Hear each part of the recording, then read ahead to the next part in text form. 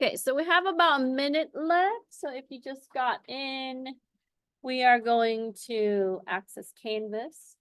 We'll do the official syllabus review and all of that first, and then we'll get into the lesson for today. I know that it's Valentine's Day. So we are gonna try to get through the session. I will be here until 9 o'clock or 8:50, right, is the time, or so if you need time to work on things, you can stay. But when we're done, you're welcome to go home and enjoy your night. I know some people celebrate or what you typically do, right? Next week, if you have class on Monday, the school is closed because we have a holiday. I think we're also closed on Friday. We have a 4-day holiday weekend, which is fine. Gives me a little bit of time to catch up on my actual work. So I will be responding in email and questions. And so I will be on campus on Tuesday in case you need help or have questions. Okay, so I guess we can start now. So I think I've met most of you. You've had me for other classes, but official introduction. My name is Casey Nguyen. You are registered for CIS41A, which is the Principal Cybersecurity Analyst. This class, we're going to go over more in-depth in security practices. We're going to use tools that's specific to risk assessment. This is a well sought up certification. It's fairly new in the industry, but if you want to elevate from a specialist level to an analyst level, this is the certification to acquire. So we'll talk about the course. I think, as you know, right, I'm still consulting in the field. This is my 28th year, I believe, in IT and security. I've been teaching for half of the time. I think it's reaching close to 19th year in higher education. I've taught at private school, university, and then up late just Moreno Valley College, and prior to that, College of the Desert. So we're here to learn about principles of cybersecurity analyst or analysis. So in this class, we're going to take a look at how we are going to detect, prevent, and we prevent threats and be able to secure systems and networks. And this might sound like, you know, CIS27 or other security classes, but you are going to get more into the technical details on this assessment. Because ultimately we quantify that to the dollar. So we have negative and positive risk. We want to make sure that we have the appropriate solution that's going to help organization build out plans. And then we will get into some of the policies and procedures, assessment, looking at some of the areas and not going into ethical hacking or pen testing, but looking at some of the tools that are very similar to that area. So you do see that we share some tools in the area of pen testing, but a lot of times what you want is you want to find some kind of data that's gonna present some sort of weakness or vulnerabilities or the type of threats that you're facing. So that's part of detection, and then be able to build out solutions for the long run. And we want to operate more on the prevention side. So this class is really gearing you for the CISA plus. I just submitted the purchase order for the code for the voucher for CISA. But we know that CompTIA actually own Test Out. So if you have Test Out access, in which I will give that to you later, you will be able to take its certification, and the test is really close to the real test, or it's actually the same. So we'll do some practice tests in this class, and then we'll do some hands-on learning. So this is a hybrid course. I know that it is a complete almost 4 hours. We try to keep, I guess because of the holidays, they want to make sure that you have, and also spring break, you have the amount of time that you need for the actual three units. So every time that you come, we're gonna go over the lecture. I will have it recorded and then posted so you can review it later. And then we are gonna do some hands-on exercises, mostly our labs, okay? So I recommend that you do spend outside time to kind of, if you have the book, take a look at the book. If you have the notes, I do supplemented external materials along with the book material for the notes. So it's not exactly like the book. So if you want to go through and read that again, if you have the textbook, do the practice questions at the end of the chapter. That's going to help you prepare also for the certification, but we'll have access to test out for that as well. Okay, any questions? Okay, so we'll talk about threat management, looking at security risk, a little bit on pen testing and reverse engineering. We'll get into all the processes that is needed for security assessment, especially as an analyst, okay? You're gonna do some recon. We're gonna have a lot of lab on that, and then intelligence gathering. So this is like the beginning stage. If you're looking at pen testing, that's usually at the beginning part of that phase, okay? So a lot of the time, most of the analysts, they operate here. Even if you work for somebody that's doing live monitoring, right? Like Palo Alto, things like that. A lot of times you are gonna do recon and intelligence gathering.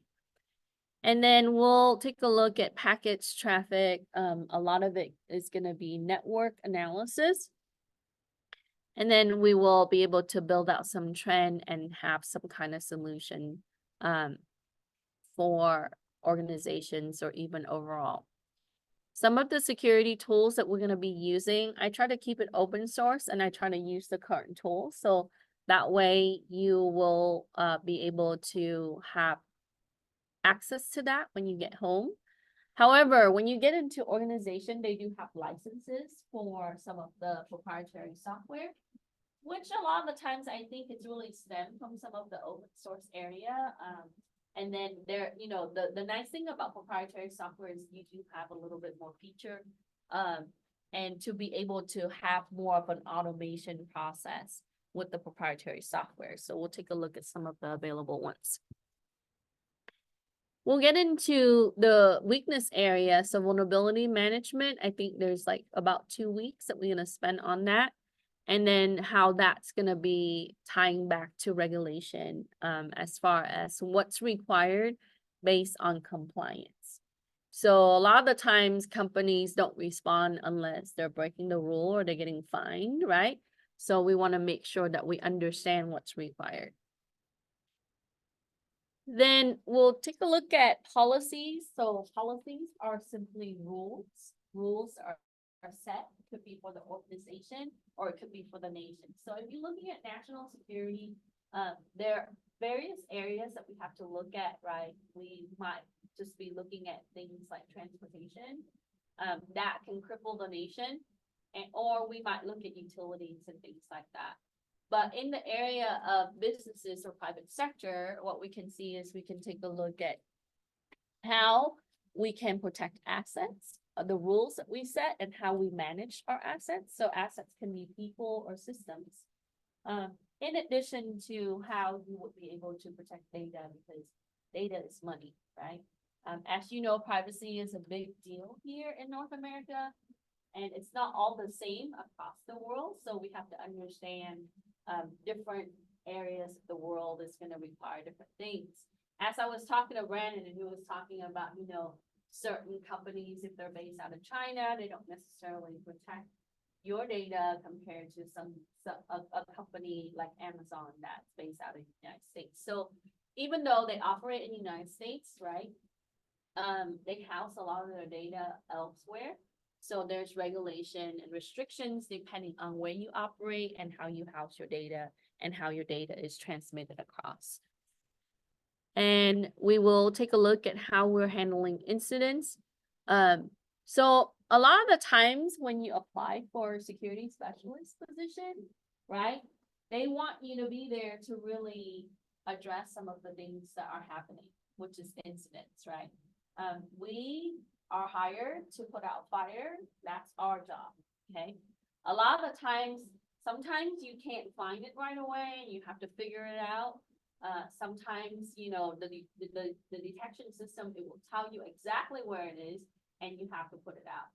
So, as I was telling last night class, or 2 nights ago, I was teaching CIS27.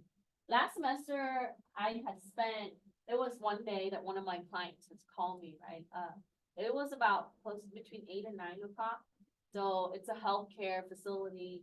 They just started the morning shift because they open 24/7. And when the morning shift came in, they were attacked, right? Things were leaked. And so my colleagues were contacted, I was contacted, and it took us about 3 hours to kind of keep things at bay. Some of the data was lost. And, you know, we have to kind of find out like where it went. So, and I actually assigned someone to do that. So we will be able to footprint the data. And so with that, we have to notify the customers. That's California regulation.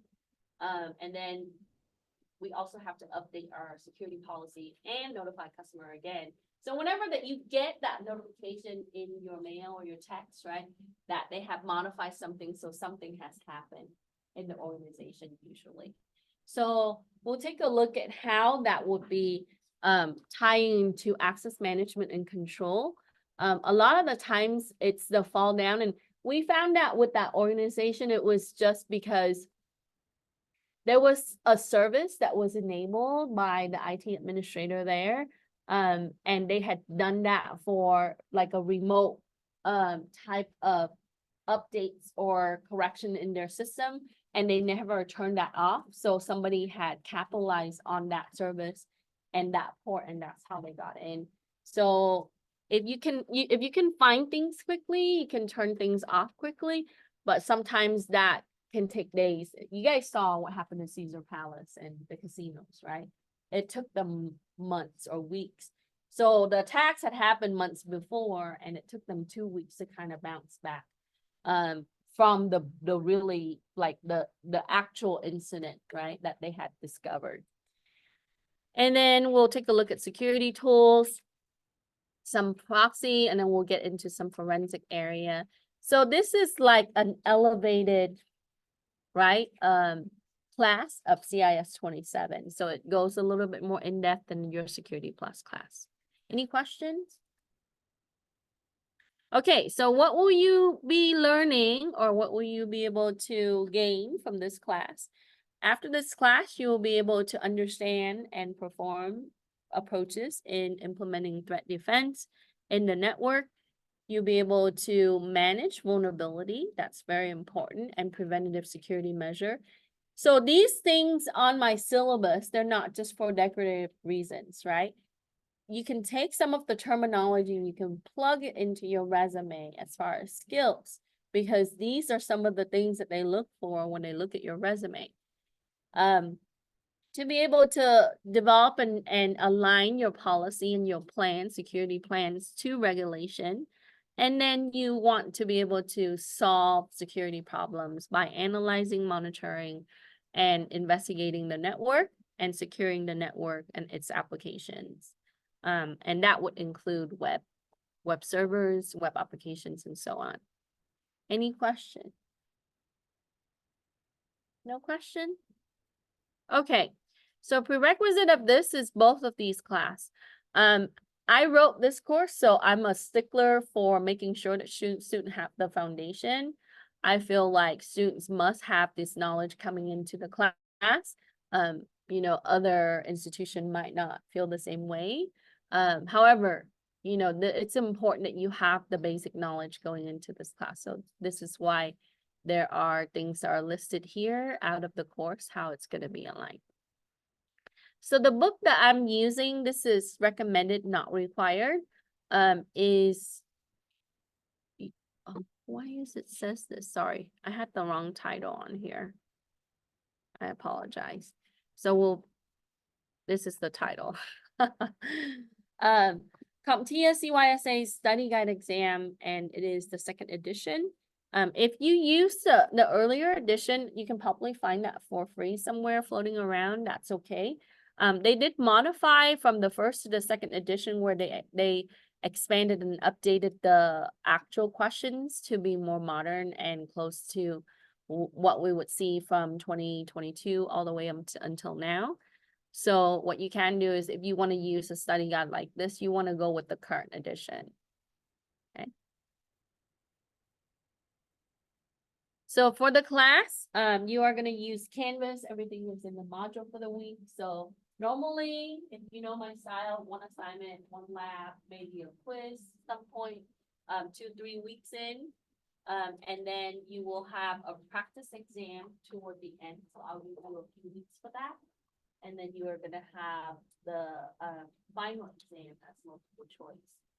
Now, if you're looking into the certification for this class, it is a little bit more costly and it is a little bit more, it has more questions, it is longer. Okay.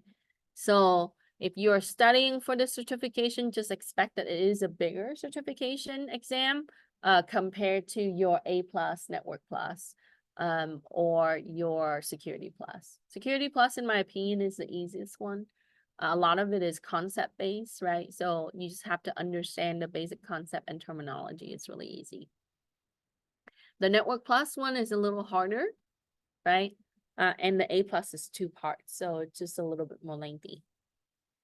For late assignments, if it is submitted about a week late, it's going to be 10% deducted. So if you turn it in a day or 2 late, I usually don't deduct because I understand, right? Everybody have lives and you're not always going to remember, or sometimes you just get busy. It's understandable, okay?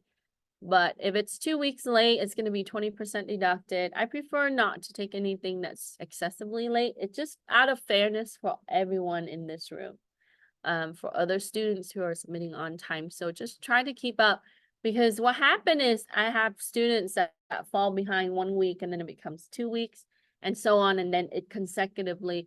And I feel like some students, they can't go into the current week, right, until they do all the other weeks. What I recommend is the efficient way is, even if you miss, right, 2 weeks, you can try to do the current assignment so you have that current grade and then go back and do the earlier weeks. A lot of the concept we learned from other classes already. But if you need to submit late work, I do accept late work. And in the case where it is it's pretty late, then let me know, okay? We will have some class assignment, practice exam. We talked about that already. Your quizzes and exam, there will be about 2 or 3 quizzes. They're short and sweet. And then 1 final exam. I don't do a midterm. I feel like if I'm using the practice exam, that's good enough in place of a midterm. So I will try to turn that on after you come back from spring break. I think spring break is at the end of week 8. So it's going to be about 9 or 10, about 9, week 9, you're going to have access to that. So you have a good amount of time. Do not wait until the last week that is due to do it. Because what will happen is, you will get like final exam and other classes going to require you to do work. And then this is what happened to some students, that they just didn't have time to do it. And then they missed that point. Okay. So your quizzes are due at the end of the week, which is on Sunday. So are your assignments and labs. So even if we do it in class today, if you're finished, just submit it. So that way you don't have to think about it. Go back, reread, and you can retry the lab if you want, so you can remember. All my lab exercises, I try to make sure that it is parallel with the lesson and it is something that you can use in the field, okay? The final exam, I am using Lockdown Browser. I will turn on the final exam during that last week on Monday, and it will close on Thursday because our semester closed on Thursday every semester. And you have all those days to do your final exam. Make sure you do it on time because I don't allow late final, okay? Extra credit is going to run roughly about, if you do all the extra credit, it's 7% of your grade at most. some students, they did all the extra credit and they're like 99% or even already at 100%. So an A is an A, right? But it would help you lift up your grade if you're like 88, right? And then, you know, if you want an A, that's going to help you boost up to an A. I use everything as standard, so there's no pluses or minus. And so to pass the class, hi, how are you doing? 41. Yes. You can grab a USB, that's yours to keep, and then you can take a seat somewhere in the room. Here are the grade categories. Your quizzes is 10%. Assignment and participation is 35%. Lab is going to be 20%. Practice exam is going to be 15%. Your final exam is 20%. Pretty easy. Okay. If we have issues with conduct, I do follow the college policy. For 18 years of teaching, I only had one incident, and it's at a private school. Never happened in the public school for the amount of time that I've taught in public school. And, you know, so, but if you have complaints or issues, you can file. The grievance policy is on the website and also in the catalog. It's a form that you fill out. It goes to the Dean of Services. And if it's academic affairs related, it goes to my supervisor, the dean. And then, you know, if it's for me, then we will address it. So normally the student, the faculty, and the dean would have some kind of conversation. And that goes across all classes, okay? Attendance and participation, I do reserve the right to drop the students if I don't hear from the students for a long time. But if you wish to drop, just make sure that you are mindful of your drop deadline. Getting too many W's will impact your financial aid, because it's impacting your completion percentage. You know how your education plan, right? And they put you on some kind of probation, you have to do the appeal and so on. So just be aware of that. F and W's impact GPA, W's impact completion percentage. Okay, and the F does the same thing on that side too. If you have any issues with students or me, let's address it. Or any behavior issue, I do follow the college policy, and it goes to student services to address that problem. Let's do our own work. This class is mostly like a lot of our technical work is done in class, answer the questions. Once in a while, we might have to write something because yes, your job will have to write policies or write security plan or analysis plan, or a risk analysis document. So we want to make sure that you know how to do that. So in that case, make sure we do your own work. And I do check for AI.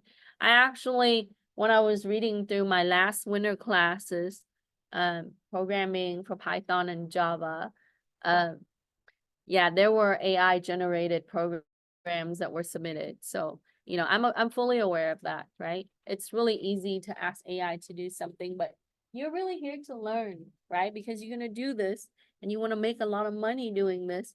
So you want to make sure that you understand all the content. If you need accommodation for accessibility, please contact DSS. They are available on campus.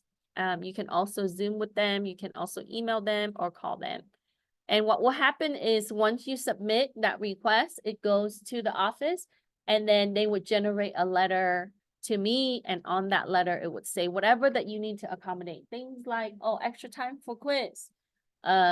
Or some students would require additional equipment, you know, for their courses, and they will accommodate that. Okay, but whatever I can do to accommodate you, please let me know and let them know. To contact me, I normally respond to email within 24 hours. I do check it mostly throughout the day. And if you also have questions, you can come in before class. I'm here. But here's my email address. If you call this number, it goes to my desk. People, you know, they always joke about my office being a storage room, which is true. I'm there on Tuesday. I'm there sometime when I need to meet people. The best way to get a hold of me if you have questions is via email we can schedule a Zoom session, or you can come into class to meet with me. When I'm here, I'm usually in here when I'm teaching. So if you need help or if you need to catch up with something, I'm available. Okay. So my office hours are listed here. And then we can also Zoom. Okay. If you can't make these hours, we can make appointments. I'm also on campus on Friday, in the afternoon, sometimes if I don't have meetings. Any question? All right. So let's get to the class business. So all of that information you can find in the first module of the class in Canvas. So if you haven't done this already, access Canvas and download your notes. We're gonna look at the notes and we're gonna go through our assignments together.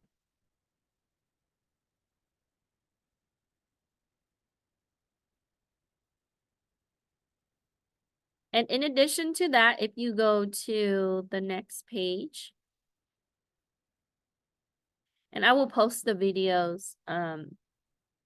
So the videos will go here after tonight. And then the following page, you're gonna see your assignment. So we're gonna do this, so make sure you download the notes and Unit 1 assignment. Let's work on this together. And then after this, I'll give you a break and then we'll do a lab. It's a short lab today, so I won't keep you here until almost 9 o'clock. Okay. If you want to stay, you can. Okay, question. Yeah. Are you be doing assignments with the class meetings as well? Or you can take the day, stuff like that? Yeah, you can do your assignments before the class meeting, after the class meetings, during the class meeting. So the whole point in this is I want to give you my explanation while you're doing your assignment. Throughout my time of teaching, I found that it's helpful for the students to kind of listen and hear the example as they do the assignments. But if you want to do it before or after, that's up to you. All right, so let's talk about the role of the analyst, right? I get questions from students all the time. Which certificate do I pick? The specialist or the analyst, right? So the analyst is the next level in the position. A lot of times when you apply for an analyst job, it usually is a higher level job than the specialist. The security specialist, a lot of them are, managing some of the basic configuration or monitoring. They might be handling incident response. Sometimes, just to do the basic. The analysts actually derive some of the information that will be going to the decision maker. So in the case of analysts, a lot of the times you have to really gather data or your facts and be able to provide it to your CISO or your IT manager, so that way that, you can build out some of the security solutions. So they play a pretty important role in how the posture of security in the organization really pans out. So the three things, and this is the three main things, this is like the thing to remember forever in security is CIA, right? They would ask you that when they interview you. You get asked CIA when you're taking certifications. But in this class, starting from today, we are gonna make sure we integrate all the tools and the practices for these areas. Confidentiality, integrity, and availability. Make sure you know what these are. Okay? You will get asked these on quiz, exam, and your certification. So part of our job as an analyst is we work directly with risk. Okay? We get hired to predict or examine and identify the risk that the company is facing or potential risks that they will face. So the key is to get your organization in a position where you can predict what could be the possibility of you getting attacked, ransomware, insider threats, all of those things. Okay. So we want to characterize, and we will go into exercises doing this, of risks and looking at threats, and then be able to implement control. Okay. So your commitment to defense in depth is to make sure that you are overlapping your controls. So we don't just implement one form of control like, oh, access management. I'll just make sure that everybody authenticate, we have multi-factor authentication. That's just not enough, right? We want to make sure that we have other things in place. Firewall rules, right? Train the users. There are many components that are overlapping to make sure that we have a well-rounded security plan. So the 3 goals, we talked about CIA. And so to answer this question,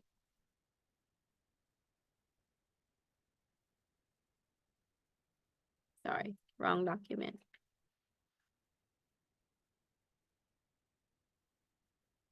To answer the first question, it asks you describe the responsibility of the cybersecurity analyst. What type of knowledge and skills are required for this role, right? I know that most of you want to be here because if you look at the salary for these people, right, you're going to want to be, right?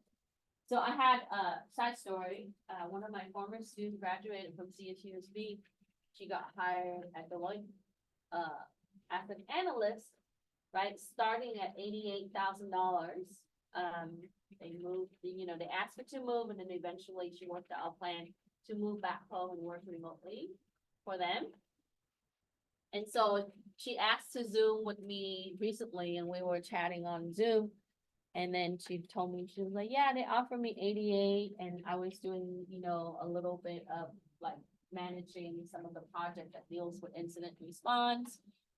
And I said, well, they got a pretty good deal, right? But with a bachelor's degree, with little experience, 88 is not bad, right? So what kind of skills are they really looking for? As an analyst, I'm going to tell you right off the bat, make sure you know Excel and database well, okay? That's something that textbooks don't tell you, but, you are going to deal with data and numbers. And so productivity software is really important. Outside of that, you got to make sure that you're up on your game with some of the tools in the field.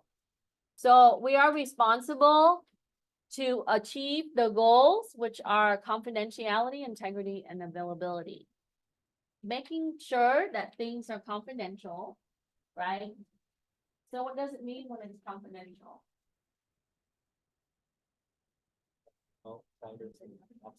Yeah, do not allow unauthorized access, right? If it's confidential, if it's intended for a certain individual, only that individual is supposed to access it. So you need to implement access management along with things like encryption and other things. So we'll play with that today. Then you got to make sure that there's integrity. That means that things stay intact, not modified or changed. So if we have files or important design or documents, we don't want that to get accessed by other people and modified, right? So we can use caching, we can use other form of protection to make sure that things have integrity. And then availability, making sure that our system's available when it's needed.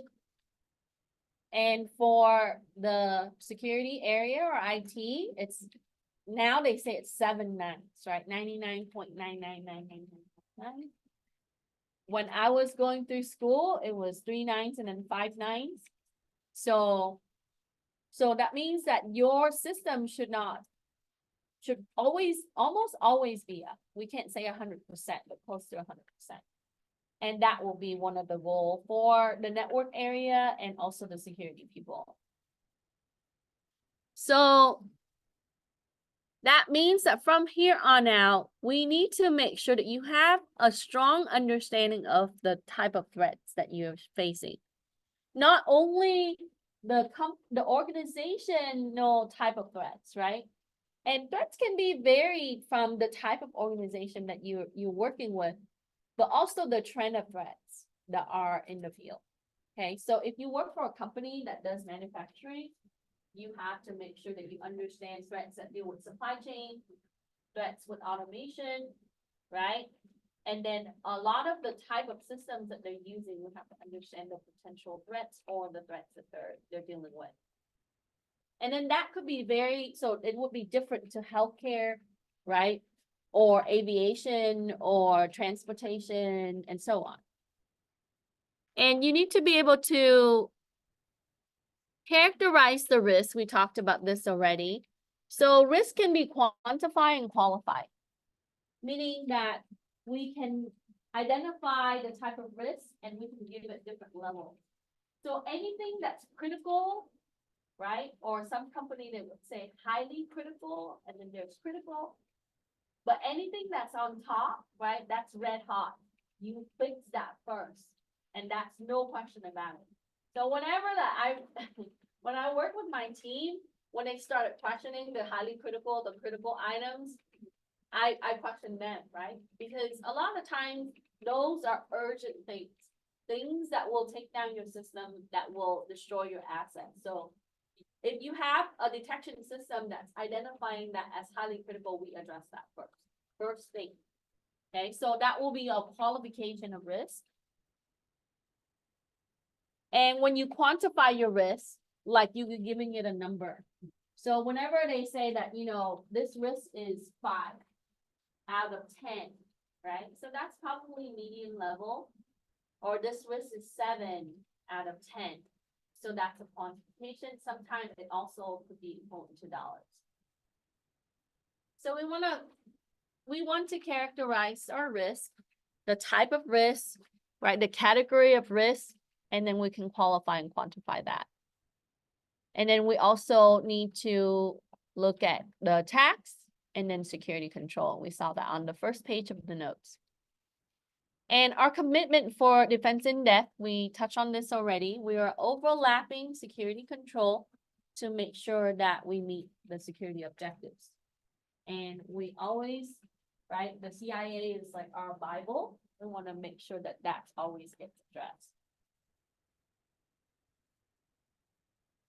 So some of the controls that you can implement for CIA, and this is just a couple of things that I list, right? It could go on a little bit more.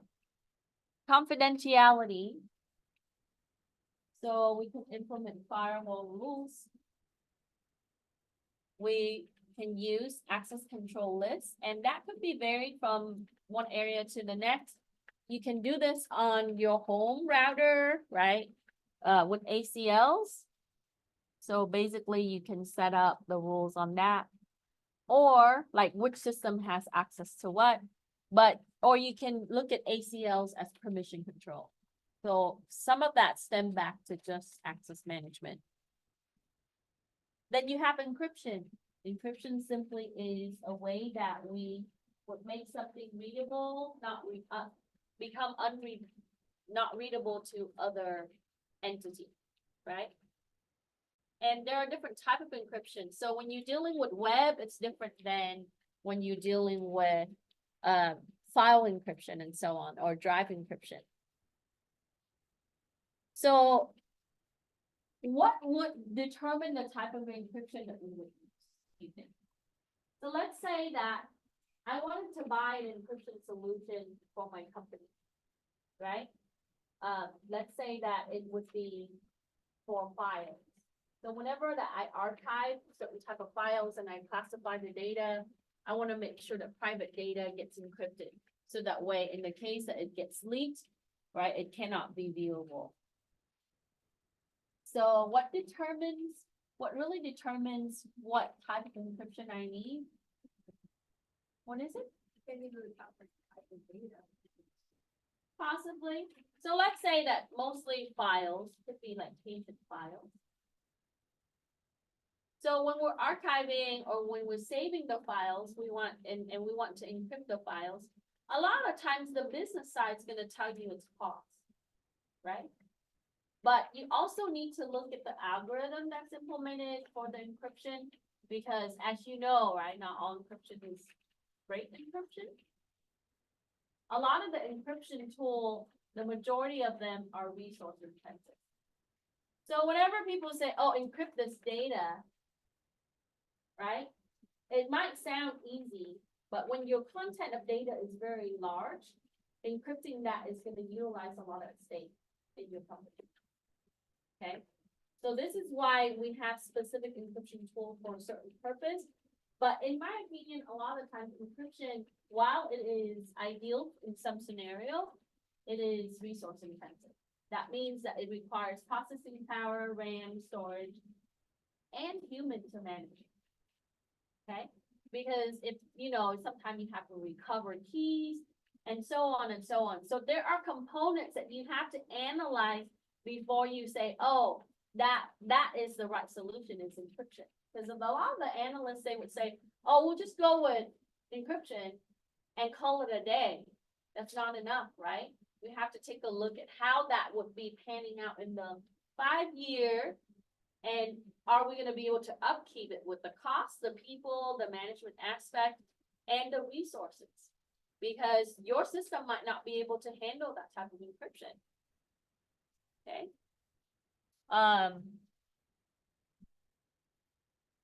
And then for integrity, we touch on having hashing. So a hash is just a string, right, of values that is assigned to a file. So whenever that you create a file, it has its own value. It's like an identity of that file. Just like your driver license or your social security number. Whenever that file is modified, that value is also changed. So a way that we can check its integrity is to make sure that that value stays the same if it has not been modified. So if the person A sending to the person B, we want to make sure that when it gets to the person B, the hash value is the same. Okay, I know some of you have taken my classes before, right? For security, we probably play with hash ID and so on, but we'll use some of the tools to be able to identify that.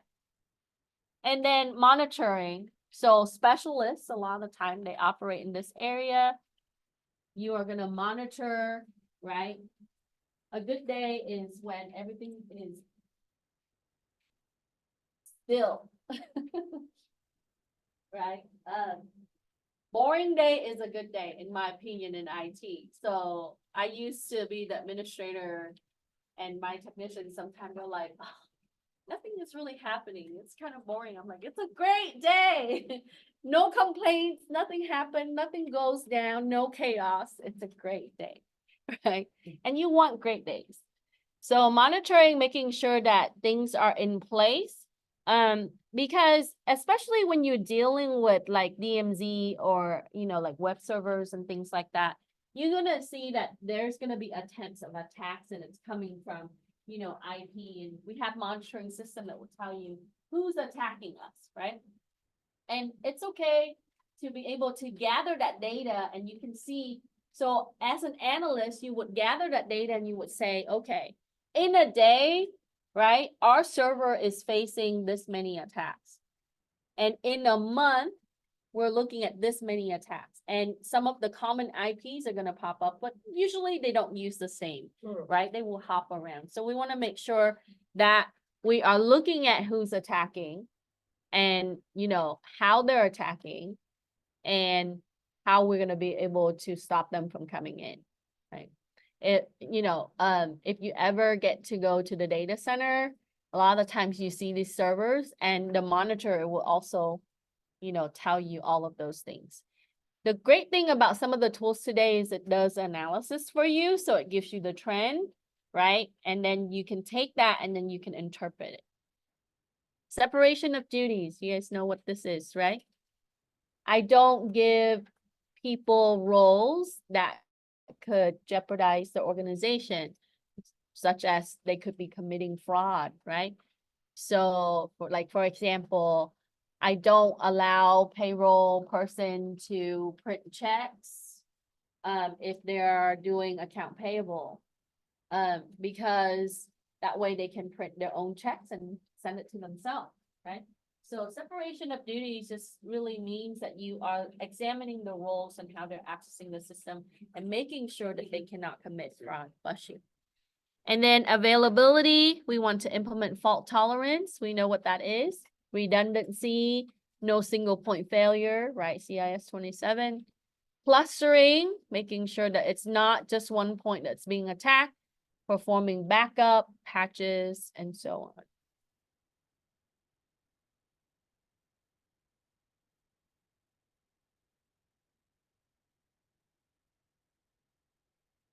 Okay, any question?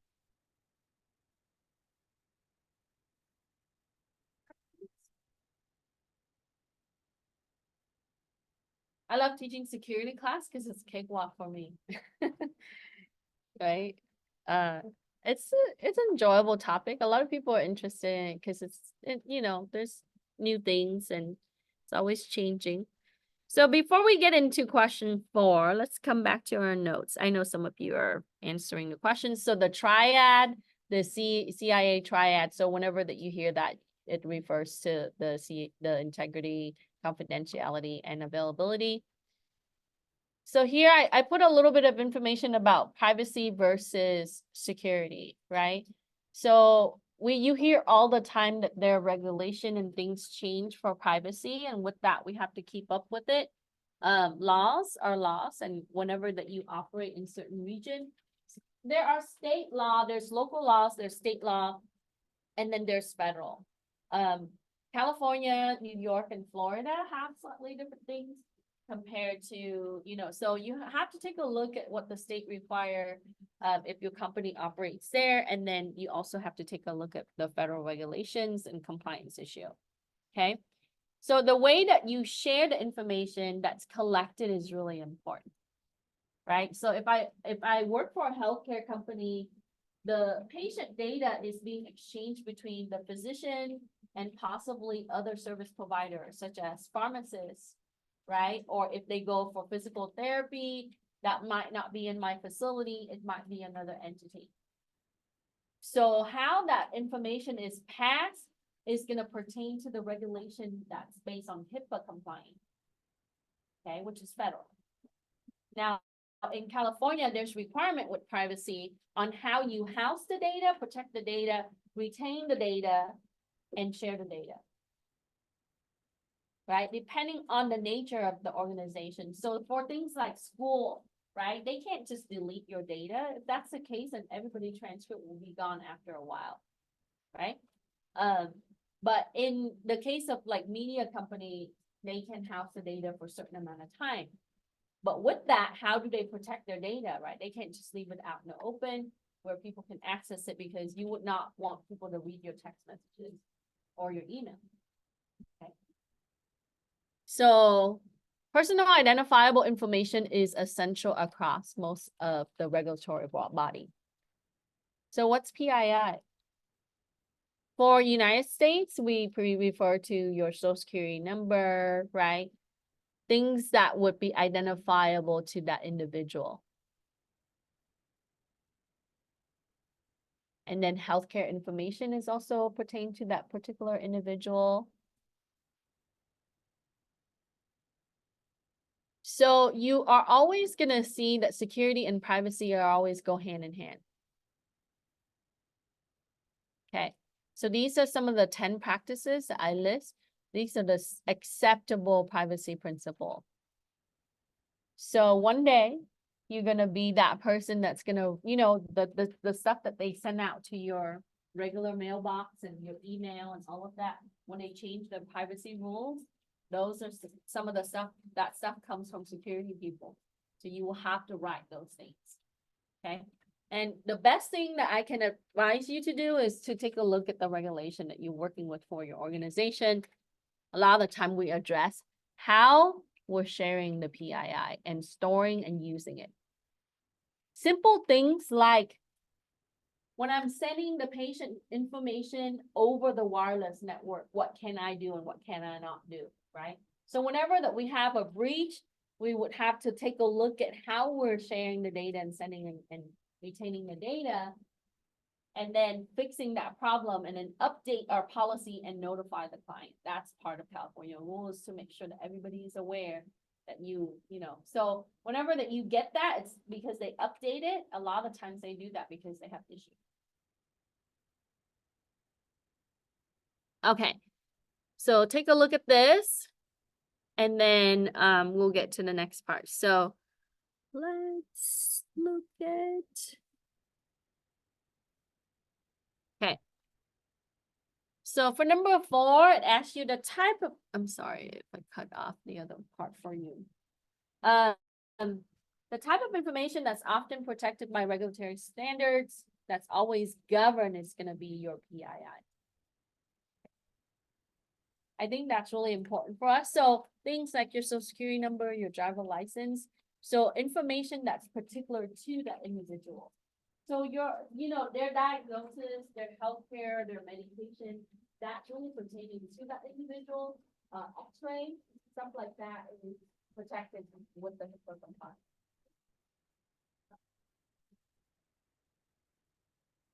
As I was telling my other class, right? We know that in dark web, on average, if you ask Google, how much is your data worth? It's between $1.30 to $20. It really depends the type of data, the quality of data, how current is the data. So let's say that, they got into T-Mobile and got all your bill information, your contact information, and even your PII. Right, that can be exchanged from the dark web at bulk. So I can maybe make a purchase for a CSV file that has 2,000 records, and each record costs maybe a few dollars. It all depends on who's selling it, the quality of data, and so on. So there's exchange of information like that all the time. And then as investigator, you're gonna have to see where that data goes, right?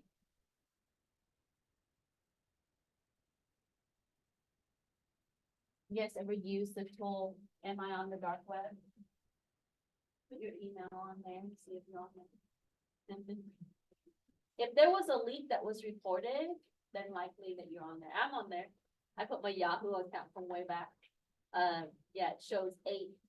And all of those are like major leaks from the company that I'm affiliated with. One of them is T-Mobile, right? I think it's really hard for us to be in the digital world today and not, give away our privacy. I think a lot of times we waive the rights to be able to use the service. Okay. So a thing that we often get asked, or when you work with vulnerabilities, you kind of have to know what they are. I'll move it up so it's easy to see. Okay.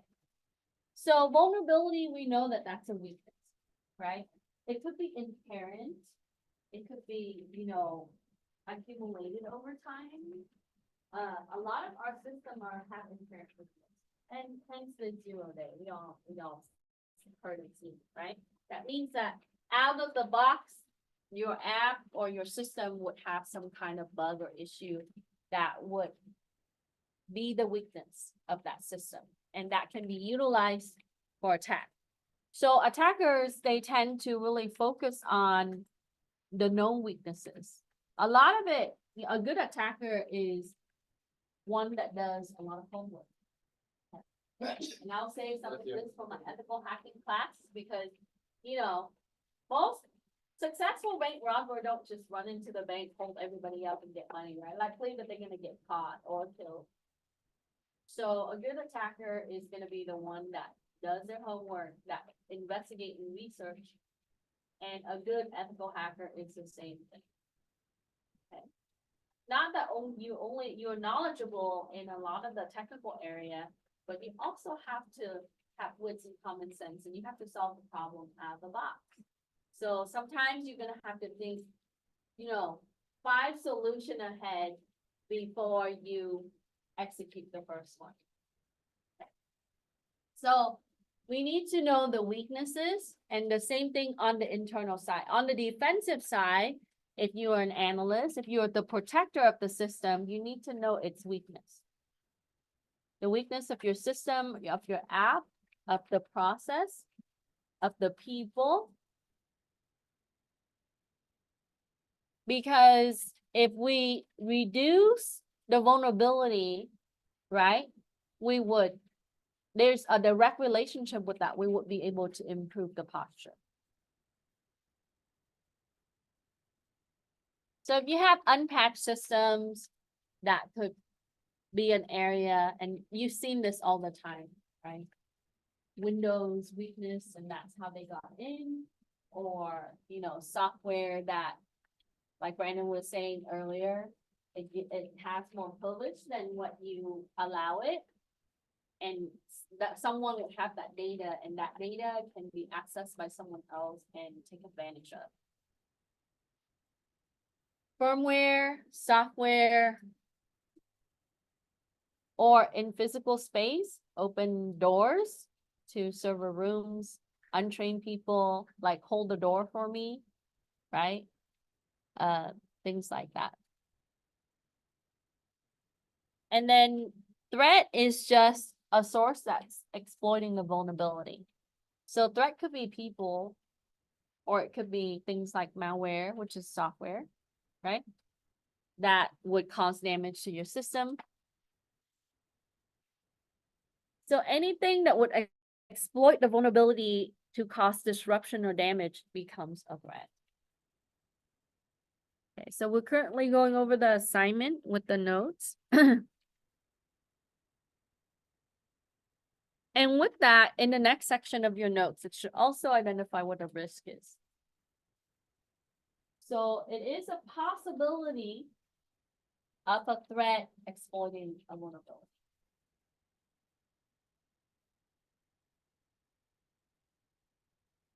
I think now with the integration of AI, right, it can take a look at the trend and then predict. But as you know, AI is still in development. So when we get to an area where we don't really need a lot of specialists and analysts, I get that question all the time, right? But you also have, it's a system, right? It needs to be managed and protected as well, right? There, you know, the system is only as good as how it's instructed at, in my opinion. So I think even in my lifetime, you will see I would see some improvement in that area, and it is slow coming. But I think with the AI integration for a lot of this, for risk assessment, it can give you a variation of options on how you want, the direction on how you want to take your security control. So a risk, we define that, and the calculation for this is going to be risk is equal to threat times vulnerability. Don't worry, we'll do a little bit of math later. In this area, you don't need major advanced math. My suggestion for you is learn statistic and do it well, right? That's another thing that will be useful.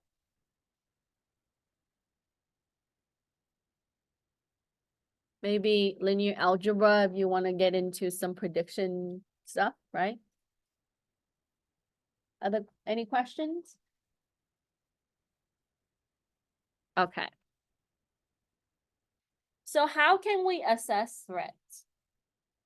Okay, what are some of the processes? So first you need to identify the sources and the event. Like I said earlier, let's say that I'm monitoring the web server, right? And it will tell me the source of attack. A lot of times system identifies system by IP addresses, public IP addresses. But you know that they can mask it. So sometimes that will be harder to find. So we need to kind of identify what that threat is, right? And when it occurs. Sometimes that could be insider threats to people.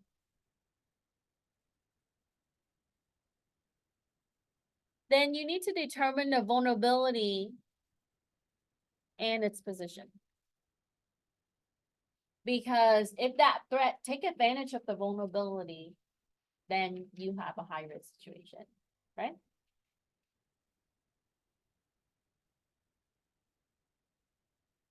Question.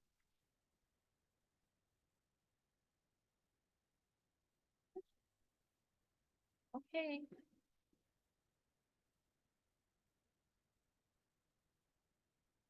So we're gonna spend a lot of time in this area also, right?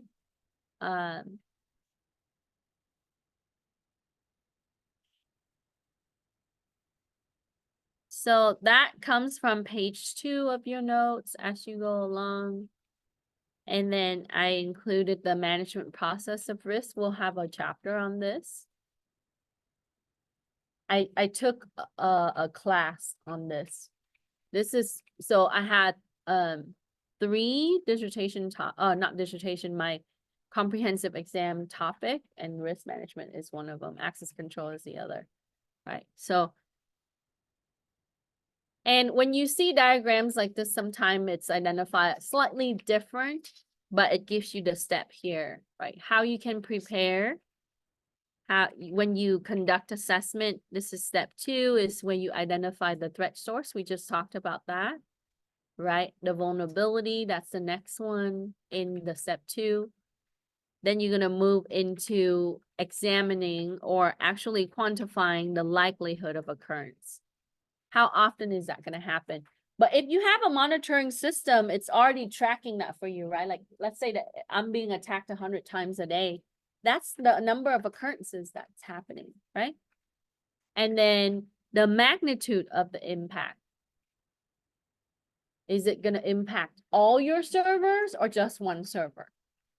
All your servers, we're going to be toast, right? So, and then determine the risk. So with that, you're going to move into step 3, where once you have the facts, you're going to communicate that fact to your team and then be able to maintain the assessment. So here are NIST 4 categories of threats. Adversarial threats, that's going to be deliberate. Okay. Somebody claims. Accidental threats. People send the wrong attachment, leak all the data. That happens. Structural threat. It's because you don't have enough resources, or it's abused or overused. Environmental threats, that could be natural, like natural disaster, or man-made, like bombs. And then you also have the outside categories, the human threats, inside threats. Broken point. So this is why background check is in place, right? For a lot of confidential places, you have like 7 levels of background check or whatnot. Okay. This table, maybe you've seen it before. This is often used. Okay, but they have other matrix that you can use that's a little better. But this is how you can qualify.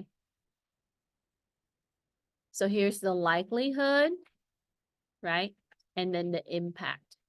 And basically you circle the ones. So first you're going to take a look at how the likelihood of it to initiate, how it starts, the likelihood of the start, and how it would occur or reoccur.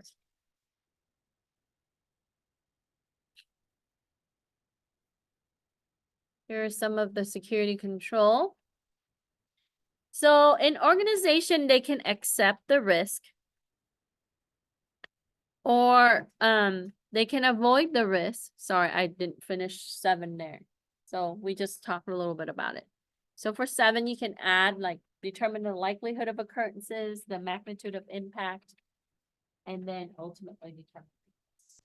So those are the things that you need to, the processes that for assessing the threats. Look at where it's coming from and how it occurs. The vulnerabilities that it could impact. The likelihood or the possibility of occurrences and reoccurrences. The magnitude of impact. Like I said, the scope of it, right? Is it one system, many systems, the entire network, one person, everyone, etc. And then determine your risk.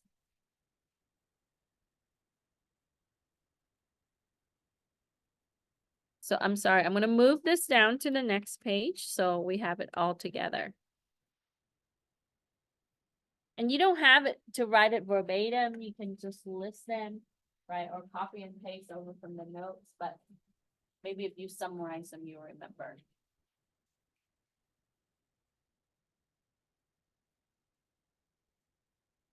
So, and this is an agency that a lot of their documentations and guidance, we refer to, you know, their guidance on a lot of the solutions that we build out. They have a lot of templates and things that you can capitalize on, so you don't have to build everything from scratch.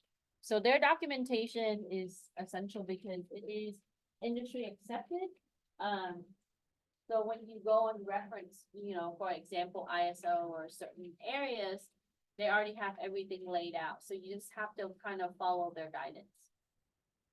Even on risk assessment, they have tables, they have spreadsheets, they have tools for you to use. So you just need to practice using it. So some of the example I put there for question 8. So things that are deliberate, right? You have disgruntled employee deleting company's data, and that could be for many different reasons. Or sometimes, you know, people would destroy or wipe out systems or it's intentional, it's planned. For the accidental threats, untrained users click on the phishing link or they attach the wrong file. Now you can control the attachment of the wrong file by changing your email rules, right? Your email server, we can filter out anything that is PII. We're gonna block and make sure it's authorized before it goes out in all systems, not just from certain individual or to a certain individual. And then for the structural threat, things that are exhausted because it could be overused. Things like you don't have enough storage on your server or cooling system on your servers. That happens a lot, right? So the health of your system needs to be monitored as well, and that's part of availability.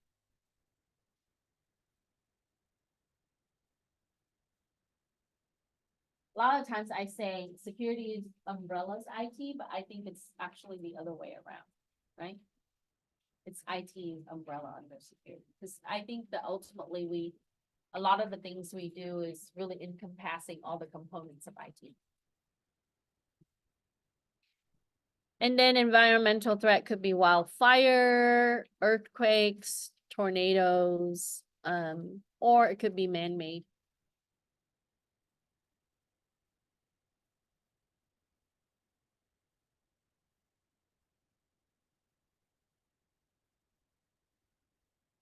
So hopefully we will get through this by about 6:30-ish. We'll take or maybe a little after. We'll take a short break for you if you need to use the restroom or eat some snacks, get a drink of water. And then we'll do the lab together and call it a night. Any question? Good. Now let's just review if you've done security classes, right? It's gonna be like this in a lot of classes. You're gonna have review of the concept and expand in some area.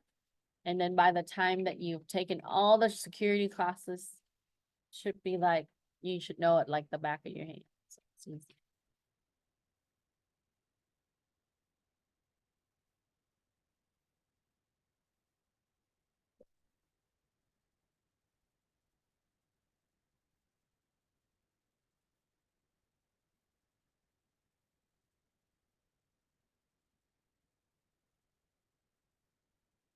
Any question? No question? So since we were talking about this, we're gonna take a look at a case, right? That's given here, and then we're just gonna we're gonna fill out the little table. Now, when you're working with risk assessment, it's not just like a brief thing like that, right? What I recommend for you to do is to ask as many questions. The more information you have, the easier it is for you to assess, okay? So you need to interview people, you need to talk to the network administrator, the technician, the people that's, so when you're dealing with an incident or things like that, even before the incident, if you're assessing potential risks, you need to find out as much information as possible. It's gonna help you, do this a little quicker or clearer. All right, so it tells you here that the ABC company, they conduct security training for employees 3 times a year. And just like any other company, they focus on malware, phishing, password protection, authentication, the simple practice for how the user accesses the system. Each employee is required to complete a training once a year. And that's mostly because of regulation. There have been 2 incidents per year over the last 5 years. Okay. So we're looking at roughly under 50% for the amount of time that, right? 2 out of 5 is slightly under 50% of the amount of time that we're dealing with. So we want to be able to use the table below and put down the likelihood the risk occurs. Is it low, medium, or high? So you're qualifying at this point. Okay. So here it is. We have phishing exposing sensitive data, right? Based on this, and this is kind of general. We don't really know exactly based on this. They tell you there's 2 incidents. So if I was the analyst, I would really identify what these 2 incidents are, right? Is it a phishing attack incident? Is it sharing password incident type of event? So we have to find out historically what these 2 incidents are, right? But this is what's given, so kind of vague. We're gonna go with what's given. Okay.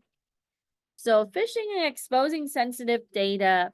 The reason why I put down low likelihood for occurrence and low impact is because they have training 3 times a year. So if you're looking at the occurrence of training is actually higher than the incident occurrence. Is that not true?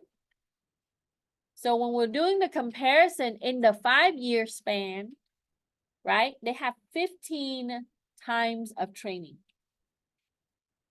I don't know about you, but after a couple of times of training of the same information, I kind of get it, right? So in general, we're going to generalize that for the overall population. Also, we're looking at that they are required to do at least 1 time a year. So some people might do more than 1 time a year, right? But in general, at least once a year.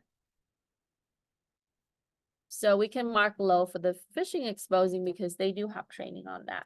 But we're not sure what these 2 incidents are. Okay. You also have to consider the EMP. That's another factor. Right. And the amount of employees that are new. That's correct.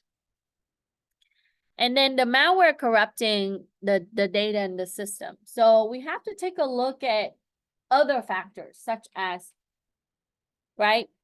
If they're having security software, they're updating their security software. How is their security software maintained? So you have to really identify that area because it's directly related to what you're listing there. Okay. And then again, we're going to come back to these incidents. Is it malware related? But also, yeah, we wanted to see how the security software is scanning. Is it also implemented on the web and, anything that's coming from the web, like downloads or email, right? That's really important. So is there live scans that's happening? So you have to take a look at that. So for me, that's a medium with the given information. And then giving out the passwords. So these are only the 3 things I listed. This could go on more. So if they're sharing password, that would be low because they did have training on that. So low likelihood of occurrence and low impact. Now, if they're using only host-based anti-malware application, then I'm gonna have a higher impact here, right? And a higher occurrence here. You know why? Because to the individual system, if it's only scanning the user desktop, we need to operate at the higher level. So if it's not scanning the servers and, you know, all the entire network, then you're gonna have a higher occurrence and a higher impact, which means that it's impacting more than one computer. It's impacting, could be the enterprise. Okay. So you have to take a look at the nature of the software as well. All right, so we're gonna take a look at this, and then we are going to come up with the outcomes, how we should accept, avoid, mitigate, or remove. So acceptance is really coming down to the tolerance and how much money. Avoid is like, we're not gonna do anything about it, we're just gonna try to go around it as much as we can. Mitigate is to reduce it, but not completely stop it from happening, and then remove specific risks. In my opinion, removing a risk is kind of rare these days. If you want to remove the risk, remove the people in the system, right? And you have nothing left. Because ultimately it's that. So if you're looking at specific risks, for example, if we're looking at malware, right? You can't really remove all the malware in the world. Even if you have anti-malware, there are 50% chance that you're getting malware because there's only about 50% of known malware to the signature and the behavior, right? So if you're looking at like how the security software is recognizing it, there's only about 50 to 60% that's actually being recognized.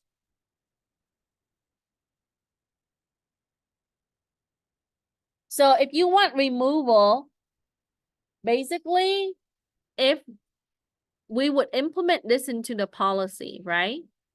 So if you do this, if you are going to execute this, make sure you state it in the policy, right? User acceptable policy. That means that anytime they share the password, they're out. Okay. So that means that, you know how people, oh, log me in. Just clock me in. Here's my password. That's a no-no. That's fraud, and it's, you know, when you allow other people to log in because it pertains to privilege, it's not good. We can reduce the malware risk. We just got to make sure that we implement the proper software tools, which is host-based,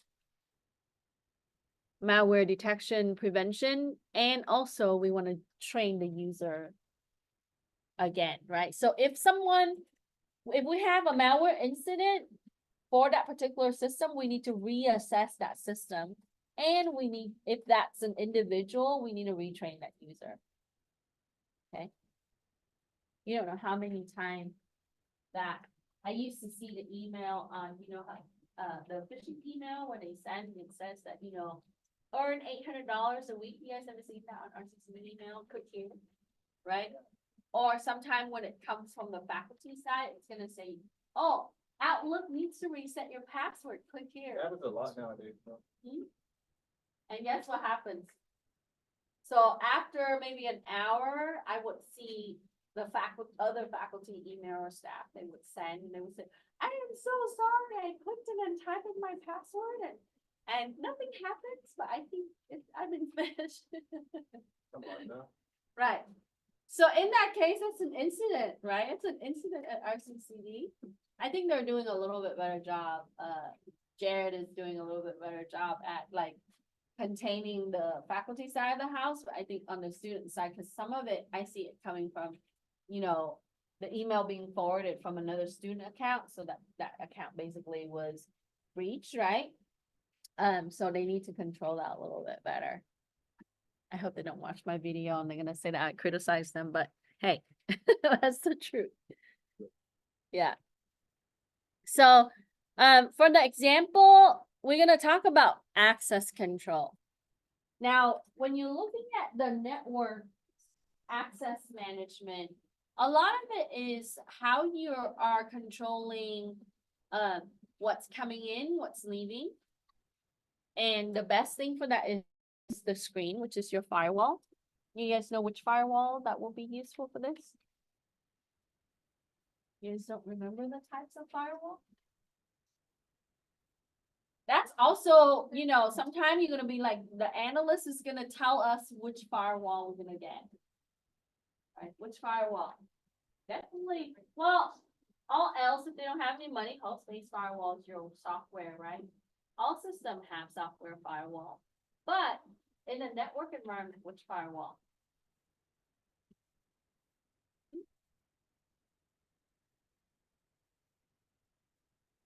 So if I need to kind of filter what's coming in, what's going out, which firewall?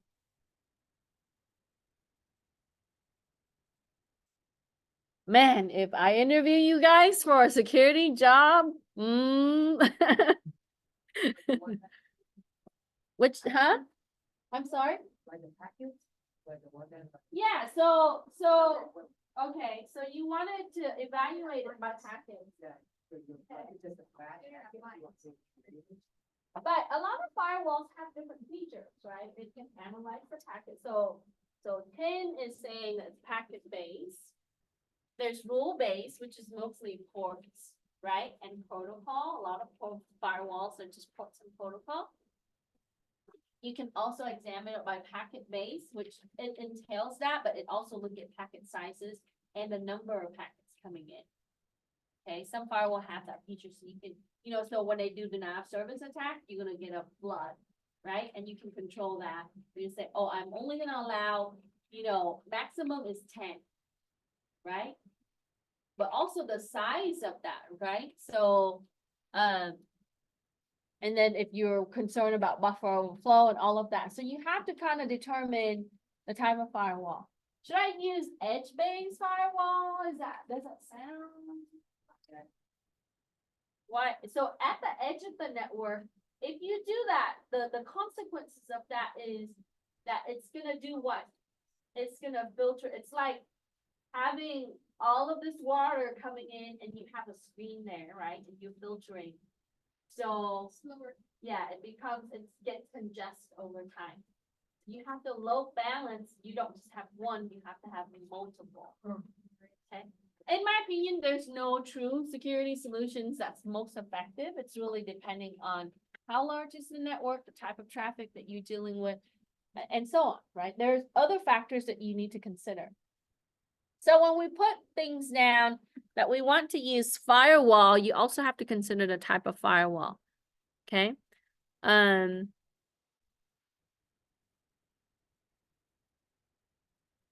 So here talks a little bit. You guys know what risk transfer means? So when I say I want to transfer risk, how can I do that in security today? I'm transferring to like third parties. Like what? How? On top of, what do you call it, top of the surface?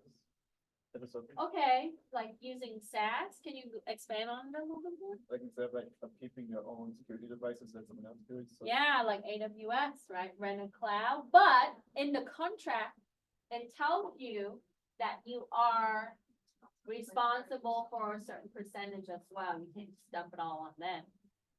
We also can transfer risk by buying security and insurance. Right? It doesn't mean that you're not gonna have security at all. You're still gonna have security solution. But in the case that happens, you transfer that risk to the company because they're paying for it. And you guys use insurance for your car all the time. You transfer risk, right?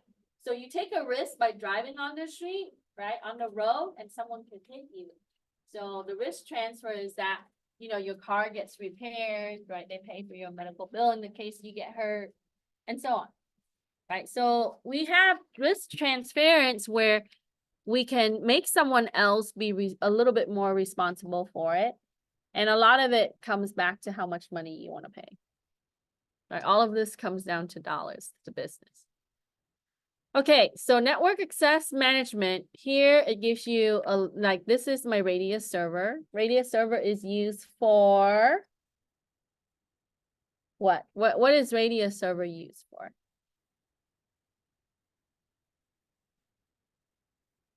What do you think Radius is used for? It's, Then like private information, right? Like passwords, stuff like that.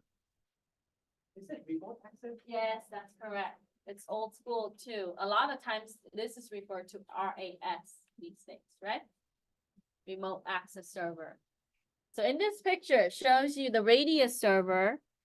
And then you would have authentication. A lot of times, you know, people log in via a captive portal. So for example, when you remote into work, you can get access to your desktop in your office, right? You have to authenticate into a server that's going to bring you in.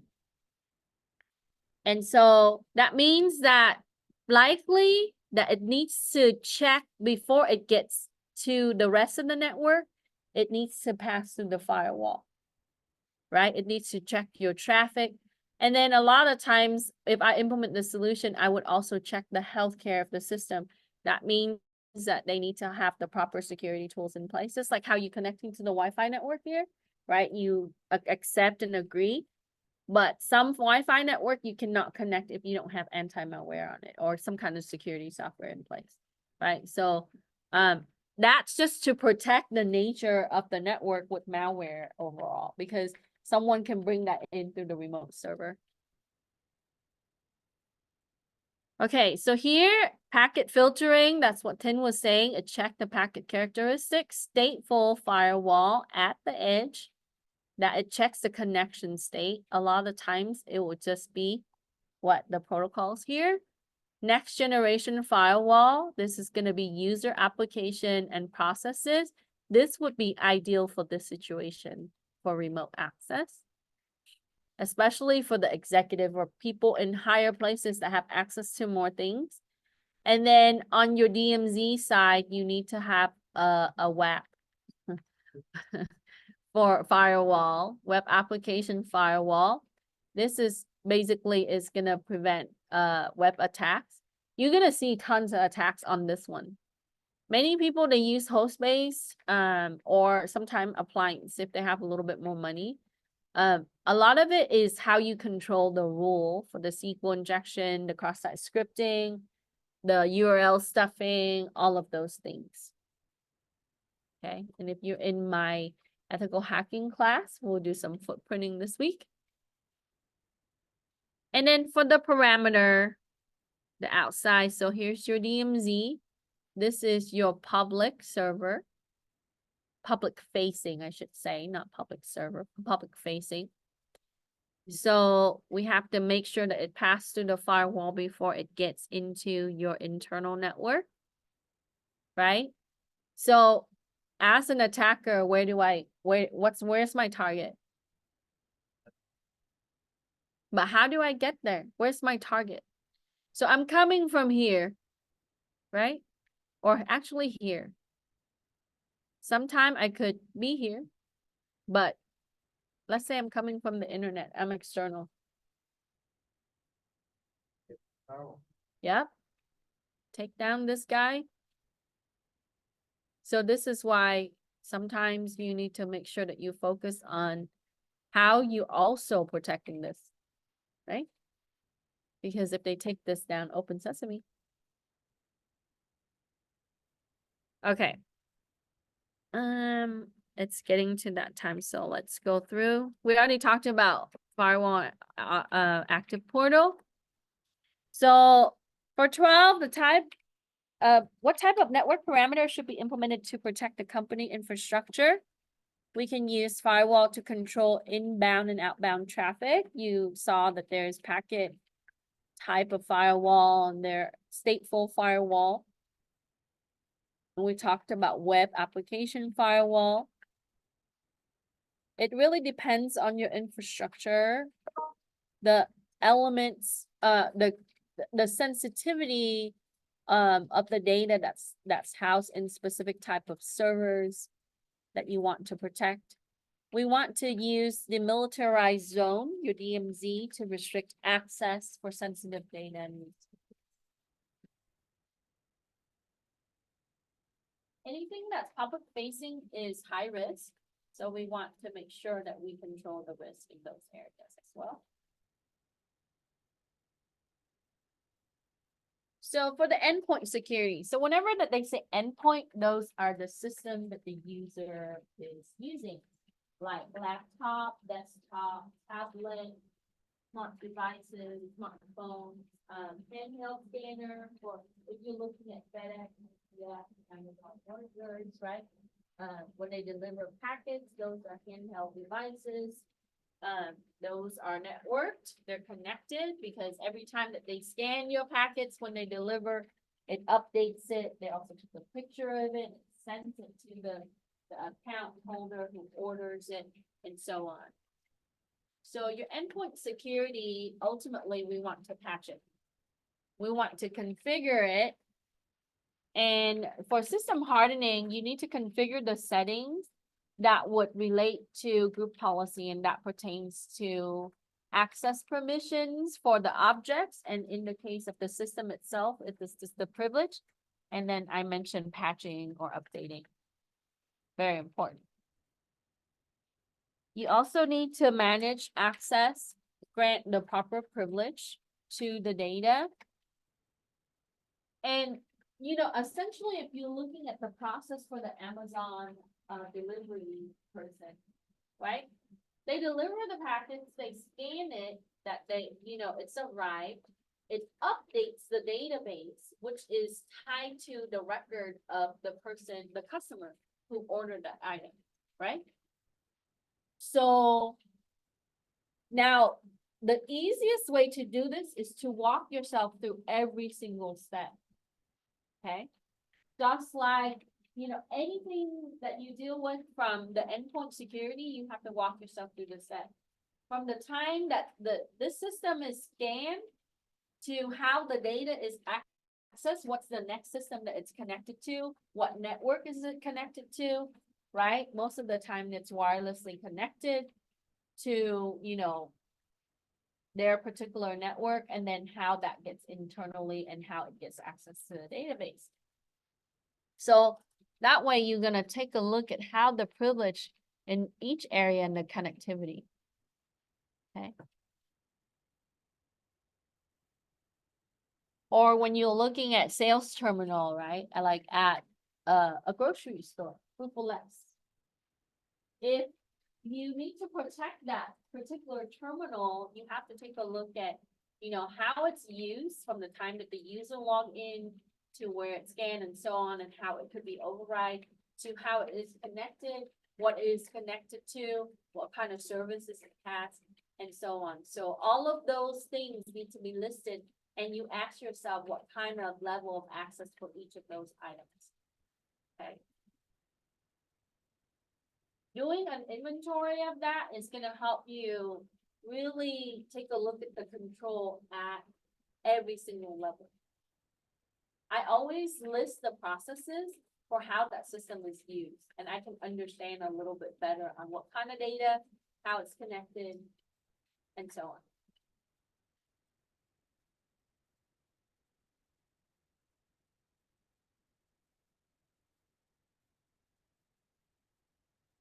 Anyone need 12? I can scroll down, right?